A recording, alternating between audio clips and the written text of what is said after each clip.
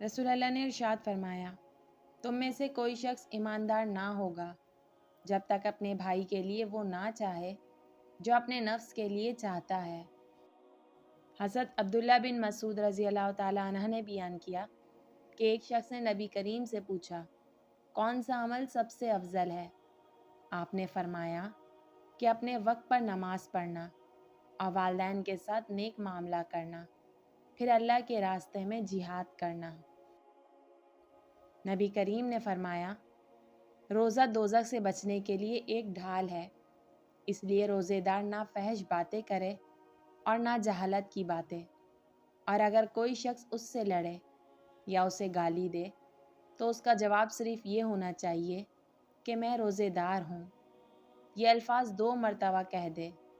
उस ज़ात की कसम जिसके हाथ में मेरी जान है,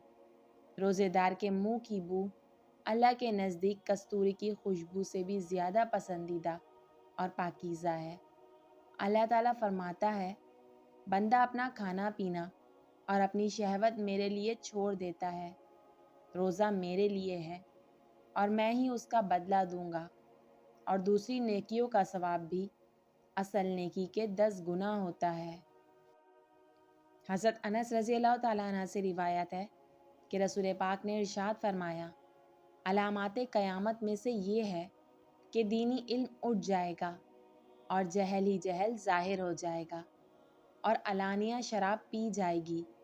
और ज़िना फैल जाएगा। कबीला बनी सलीम के एक सहाबी शख्स का बयान है कि हुजूर ने अपने हाथ पर शुमार करके फरमाया कि तस्बीह निस्फ मीज़ान को भर देती है और अल्हम्दुलिल्लाह पूरे तौर पर पुर कर देता है, और तकबीर जो कुछ आसमान और ज़मीन के बीच है सब को भर देता है, और रोज़ा निस्फ सब्र है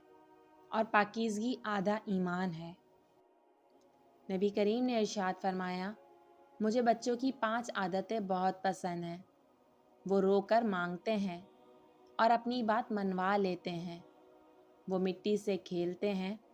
और गुरूर व तकब्बुर खाक में मिला देते हैं, जो मिल जाए खा लेते हैं, ज़्यादा जमा या ज़ख़ीरा करने की हवस नहीं रखते, लड़ते हैं झगड़ते हैं और फिर सुलह कर लेते हैं,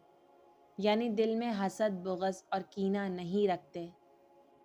मिट्टी के घर बनाते हैं, खेल कर गिरा देते हैं, यानी वो बताते हैं कि ये दुनिया बाकी रहने वाली नहीं बल्कि ख़त्म हो जाने वाली है।